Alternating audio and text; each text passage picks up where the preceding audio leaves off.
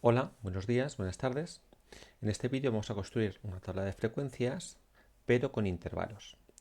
¿Cuándo necesitamos intervalos? O bien cuando la variable es continua, o bien cuando la variable, aunque sea discreta, lo que tenemos es una dispersión de datos tan grande o tantos valores distintos que no es posible estudiar cuántos casos tenemos para cada uno de los valores de la variable.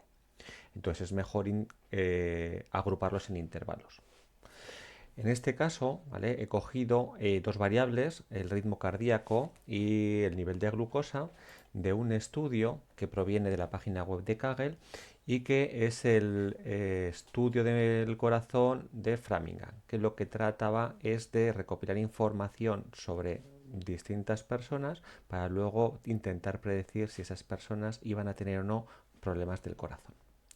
Entonces, cuando, por ejemplo, vemos el ritmo cardíaco, pues vemos que son números enteros, por lo tanto sería una variable discreta, que a lo mejor podríamos intentar poner cada uno de los valores, pero que si nos fijamos en el mínimo del ritmo cardíaco, para eso vamos a coger este, le vamos a poner min, la variable mínimo nos va a dar el mínimo de un montón de valores, el mínimo es de la columna A 44 pulsaciones y el máximo, ¿vale? Es la función max.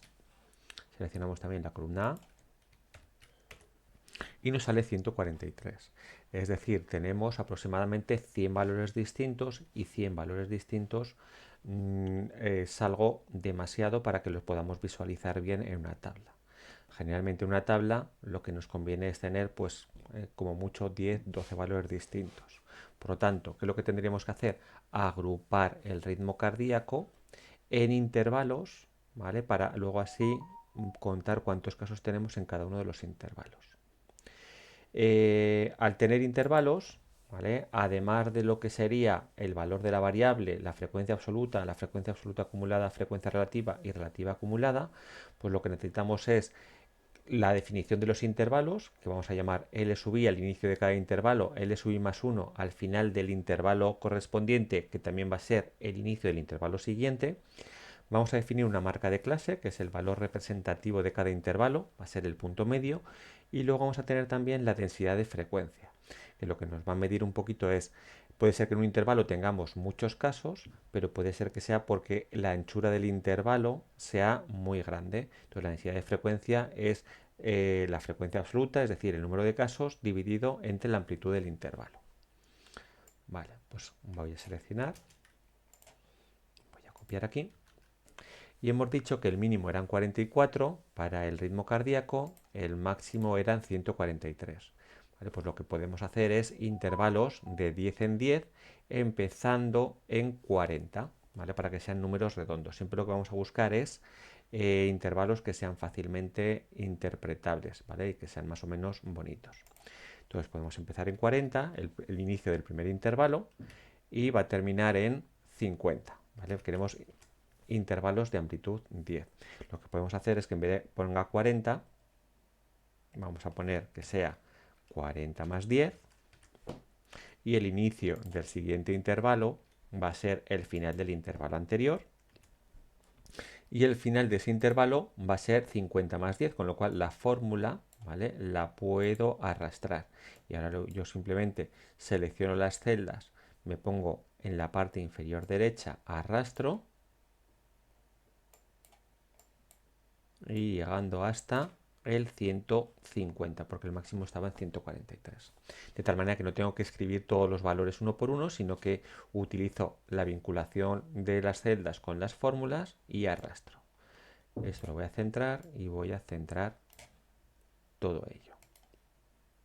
Lo centro. La marca de clase es el punto medio del intervalo, es decir, igual a, abro paréntesis, el inicio del intervalo más el final del intervalo, siempre vinculando las celdas, cierro paréntesis y divido entre 2. Y tengo 45 y lo que hago es arrastro. ¿Vale? Ya tengo las marcas de clase. La frecuencia absoluta es cuántos casos tengo entre 40 y 50. Vamos a coger el convenio de cerrado al inicio y abierto al final. ¿vale? Cerrado al inicio, abierto al final. De tal manera que el 50 está al inicio del siguiente intervalo, ¿vale? Está en el intervalo 50-60 y no está en el intervalo 40-50. ¿Vale? Como tenemos que cumplir entonces dos condiciones. ¿Cuántos casos tengo en el intervalo 40-50 que sean mayores o iguales que 50 y menor estricto, perdón, mayores o iguales que 40 y menor estricto que 50? Entonces, para tener más de una condición, utilizo la fórmula de contar punto sí, punto conjunto, que abro paréntesis y lo que me permite es contar los casos donde yo en un determinado rango debe cumplir un criterio y en otro rango debe cumplir otro criterio. En mi caso, quiero que el ritmo cardíaco, ¿vale? El ritmo cardíaco sea mayor o igual que 40. Cierro, pongo punto y coma para pasar al siguiente parámetro o atributo, y lo que hago es que también el ritmo cardíaco, ¿vale? Punto y coma, sea menor, sea menor que 50. Es decir, mayor o igual que 40, menor estricto que 50. Y le doy a Enter. Tendría 8 casos. Esta fórmula no la puedo arrastrar porque el 40 y el 50 lo tengo fijo. Pues para poder arrastrar la fórmula, lo que hago aquí es el 40 lo saco y lo añado como con el ampersand para concatenar cadenas. Hago mayor o igual, entre comillas, ampersand 40. Y el 50 también lo saco y lo que hago es, en vez de que esté fijo el 50, con el ampersand para concatenar cadenas, apunto al 50. De tal manera que ahora lo que ya ahí tengo es mayor o igual que 40, porque apunta de 2, menor que 50. Le doy a Enter, tengo los mismos 8 casos y ahora arrastro, ¿vale? Y aquí tengo, ¿vale? Hay 168 entre 50 y 60, 893 entre 60 y 70, 1269 entre 70 y 80. Al final hago la suma de todos ellos y veo que tengo 3.656 casos. La frecuencia absoluta acumulada ya es sencilla, igual que cuando teníamos valores discretos.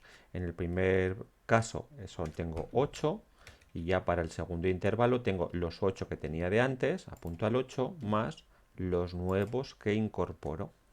Y simplemente esta fórmula la arrastro. ¿Vale? Me tiene que coincidir 3.656 con 3.656.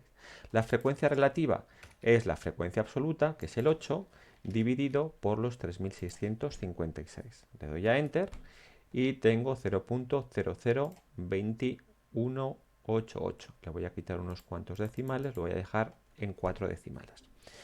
Recordemos que si ahora arrastro, me va a salir un división por 0, porque los vínculos a las celdas se me han movido. Al arrastrar la fórmula, se ha bajado tanto el numerador como el denominador. Para que el denominador, el G13, no se mueva hacia abajo, lo que hago es le pongo $1 delante del 13. Así le indico que el 13 tiene que estar fijo. La suma de todas las celdas me tiene que dar un 1,000, que lo centro. La frecuencia relativa acumulada, pues es la frecuencia absoluta acumulada dividido entre los 3.656 casos. Y como voy a arrastrar y quiero que siempre divida por 3.656 casos, ¿vale? Pues le pongo el dólar delante del 13. Le quito unos cuantos decimales, lo dejo en 4 decimales y arrastro. Hay que decir que aunque a Excel le dejemos 4 decimales, Excel los guarda todos. Todos los cálculos los va a hacer con muchos más decimales. Lo único que deja 4 para visualizar. Y nos quedaría también la última columna, la densidad de frecuencia. La densidad de frecuencia es el número de casos, la frecuencia absoluta, dividido por la amplitud del intervalo, 50 menos 40. Abro paréntesis y apunto al 50 menos el 40, cierro paréntesis y le doy a Enter. Y tendría 0.8. Arrastro y tengo todas las densidades de frecuencia.